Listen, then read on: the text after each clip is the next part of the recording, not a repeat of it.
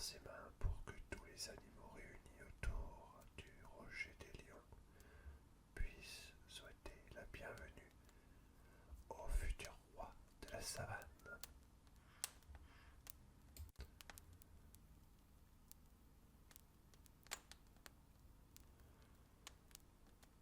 Seul Scar, le frère cadet de Mufasa, ne participait pas à la fête et à l'allégresse générale.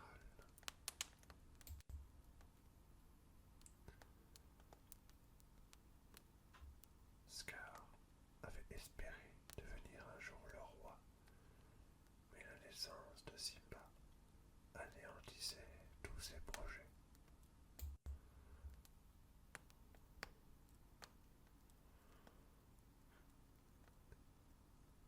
Un matin, Mufasa entraîna Simba au sommet du rocher des lions.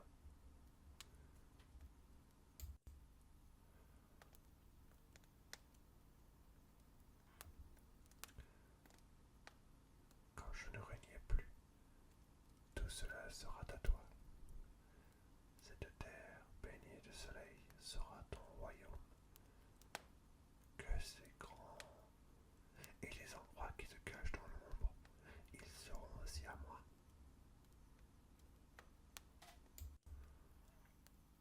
Ce sont les, ce sont les terres obscures. Notre pouvoir ne s'étend pas jusqu'à ces domaines. N'oublie pas ceci. Ne t'aventure jamais dans ce territoire.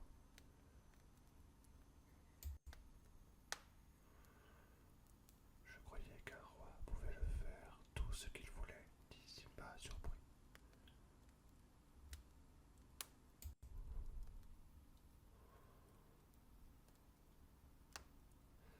Être roi ne signifie pas seulement faire tout ce que l'on veut, lui répondit avec grand sérieux Mufasa.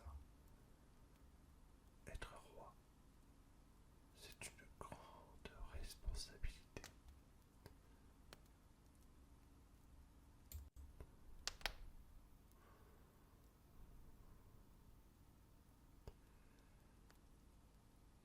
Simba alla voir Scar et lui raconta avec fierté. Tu sais, mon papa m'a dit qu'un jour je régnerai sur ces terres.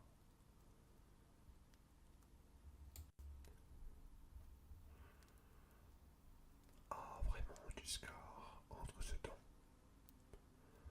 Papa m'a parlé aussi des terres obscures, mais il m'a interdit d'y aller, ajouta tristement Simba.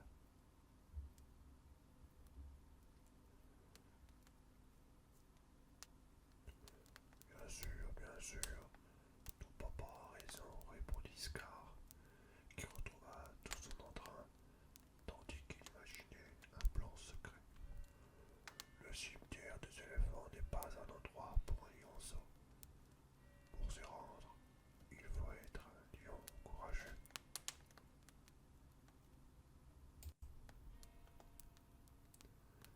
Scar savait que Simba voulait montrer son courage et que même si son père lui avait interdit, il finirait par aller dans ces terres obscures pleines de dangers.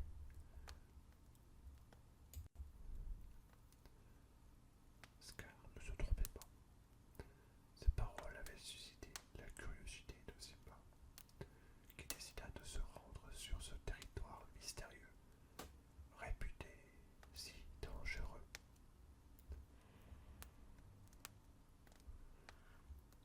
Il, il convainquit son ami Nala de l'accompagner.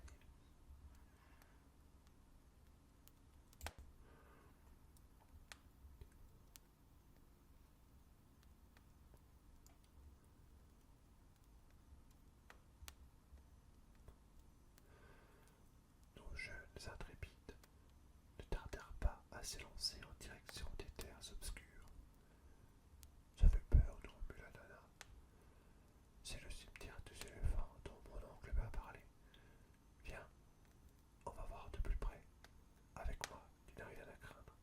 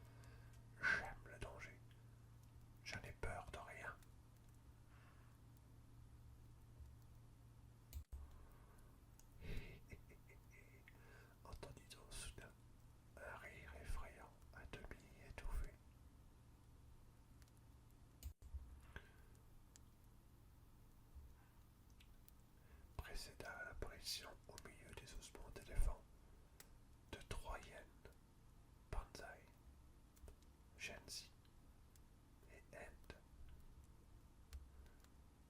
Oh, qui sont pas beaux. Pas du tout, pas du tout, pas du tout.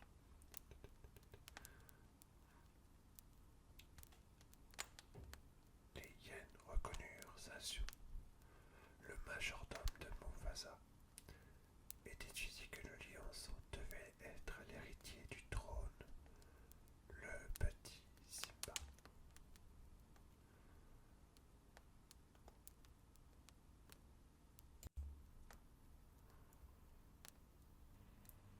Nous sommes heureuses que tu sois venu, car nous commencions justement à avoir faim. Je crois que nous allons faire un repas royal, dit malicieusement Shenzi en salivant.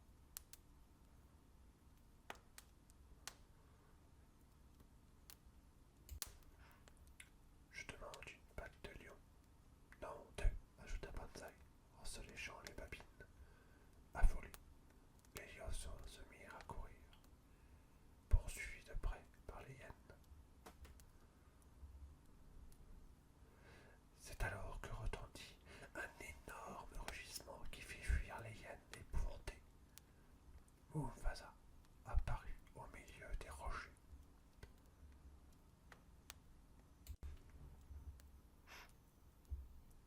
Oh wow! Admirez les magnifiques dessins au passage. Très beau. Tu m'as déçu, Simba, dit gravement Mufasa. Quand ils furent seuls, tu aurais pu mourir.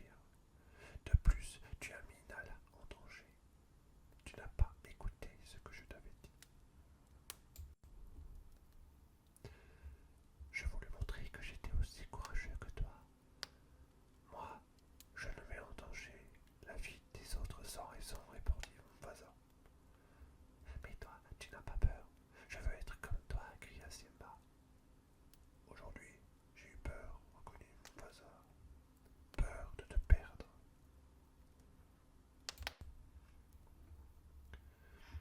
Pères et fils regardèrent ensemble le ciel plein d'étoiles.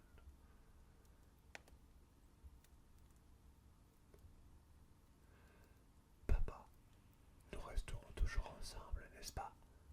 Demanda Simba soudainement. Nos ancêtres nous regardent depuis ces étoiles. Quand tu te sentiras seul, ils t'aideront. Et moi aussi un jour, je serai avec eux. Car c'étaient furieux contre les hyènes peureuses qui avaient laissé échapper Simba. Mais après réflexion, il décida de passer un accord avec elles.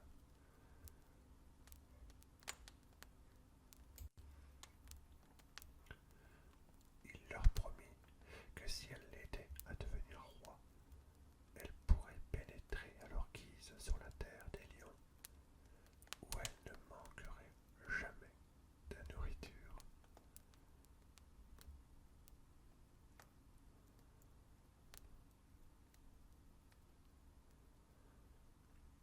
Puis, il entraîna Simba jusqu'à la falaise, où le lionceau innocent s'attendait à trouver une agréable surprise. Mais c'était un piège.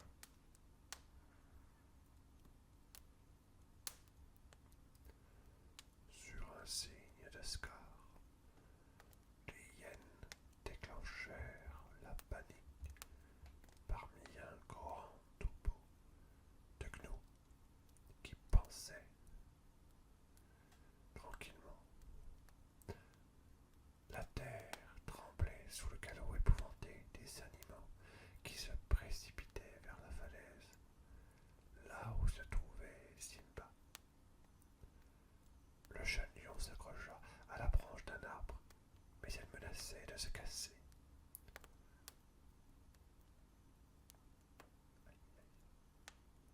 Au secours, Mufasa! À l'aide! Simba est en danger! Crie Zazu.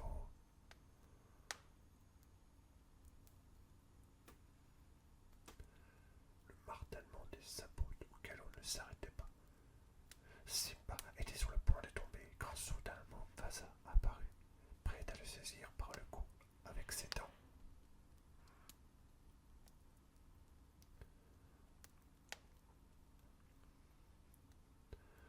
Il l'attrapa et le lança sur un rocher en lieu sûr. La posant Mufasa était remontée sur la falaise, quand Simba vit subitement son père tomber d'en haut et disparaître dans le nuage de poussière qu'avait soulevé le troupeau. Il n'y eut plus le moindre bruit, la poussière retomba.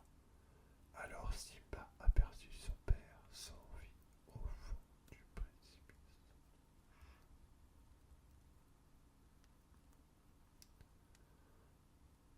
Comment aurait-il pu deviner que Scar avait poussé Mufasa, son propre frère?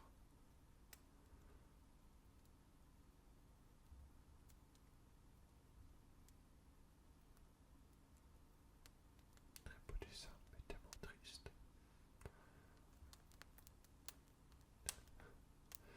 Que s'est-il passé?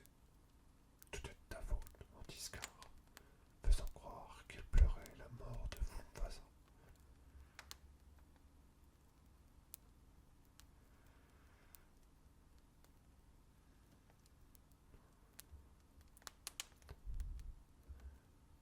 C'était un accident.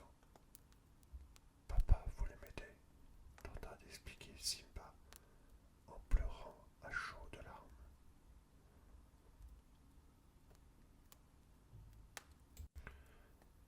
Personne ne te croira. Tout le monde t'accusera de la mort du roi. On ne te le pardonnera jamais. Va-t'en, Simba. Va-t'en et ne reviens pas si tu tiens à la vie.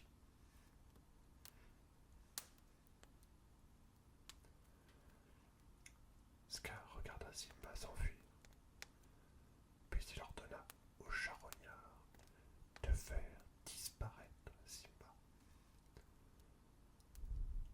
Mais les trois hyènes désobéirent à ses ordres parce qu'ils étaient convaincus que Simba ne survivrait pas tout seul dans le désert. Nous perdrons notre temps sur la terre des lions. Nous trouverons de meilleures proies à manger, s'exclama Genzi en salivant.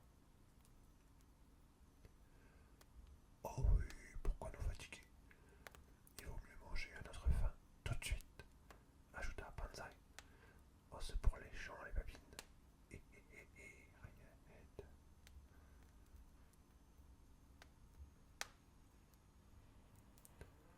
Le soleil était de plomb. Une chaleur insupportable régnait comme dans un four. Simba, assoiffé, s'était évanoui sur la terre sèche et fissurée qui ne contenait plus une goutte d'humidité. Des vautours sinistres le survolèrent. Simba serait sûrement mort si deux amis inséparables n'étaient pas venus à son secours. Timon le suricate et Pumba le phacochère. Timon et Pumba eurent pitié du petit lion et s'occupèrent de lui avec tendresse. Simba ne tarda pas à retrouver des forces. Le temps passa et Simba avait presque oublié qui lui était ce qui lui était arrivé.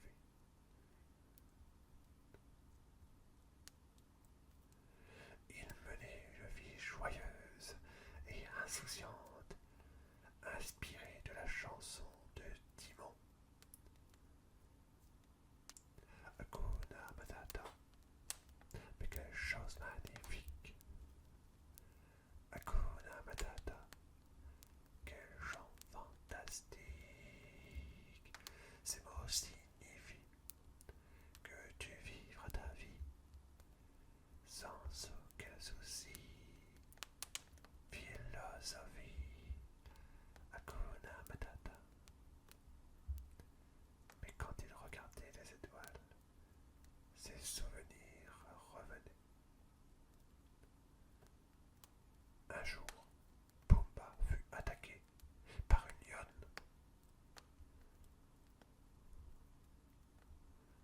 Simba se précipita à son secours et les deux lions combattirent. Soudain,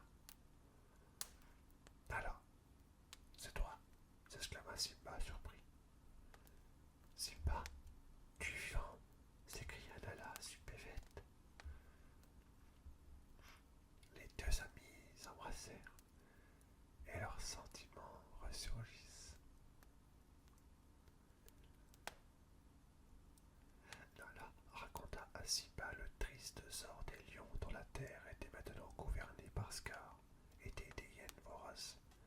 Les vieilles rivières étaient asséchées et les animaux vivaient sous la menace de la famine. Reviens, c'est toi le roi, supplia Nala. Non, je ne suis pas le roi, affirma Simba, n'ayant pas réussi à le convaincre. Nala partit tristement, et Simba se retrouva seul. De leur corps apparut Rafiki. Il s'approcha de Simba.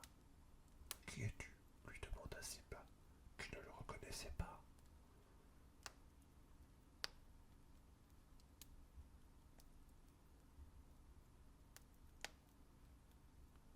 Et toi, sais-tu qui tu es? Le fils de Mufasa, répondit Rafiki. Mon père est mort, rétorqua le lion, submergé par la tristesse. Tu te trompes. Il est vivant, à l'intérieur de toi, assura Rafiki, emmenant Simba vers un ruisseau. Le lion vit le reflet de son père sur l'eau et entendit sa voix. Simba, c'est toi le vrai roi.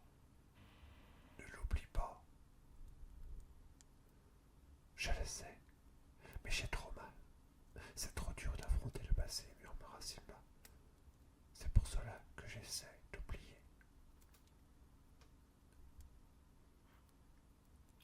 Le passé fait parfois mal, dit Rafiki, mais il faut l'affronter et en tirer des leçons.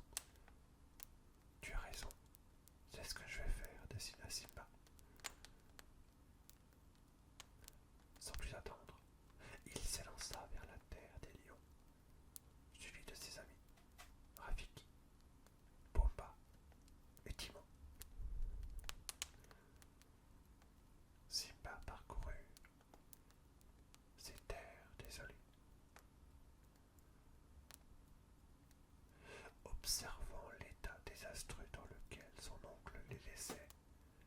Sa colère ne cessa de croître. Il arriva enfin devant les rochers des lions où se trouvait Scar, entouré des hyènes. Tu es vivant? Quelle surprise! S'exclama Scar. Je suis de retour. Je suis le fils de Mufasa, le roi légitime de cette terre, déclara fièrement Simba. Scar émit un rugissement de colère et entraîna Simba au bord de la falaise. Simba recula, tomba et resta au sol. Cela me rappelle quelque chose, murmura Scar en souriant.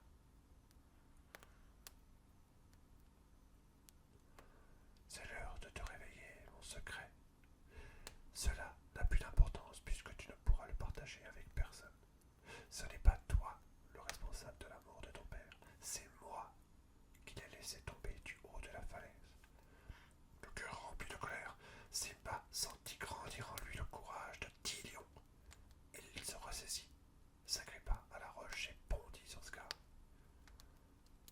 Pendant ce temps, Nala se battait courageusement contre les hyènes et les repoussa avec l'aide des autres lions et Timon, Pumba, Rafiki qui s'étaient joints à elle.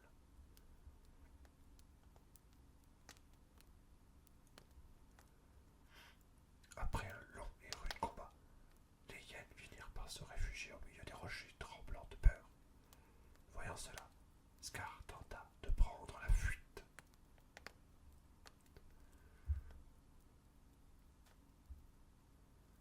Mais Simba parvint à l'en empêcher et menaça son oncle. Pitié, je suis le frère de ton père, gémit Scar en le suppliant. Va-t'en, Scar, va-t'en et ne reviens pas si tu tiens à la vie, s'exclama Simba.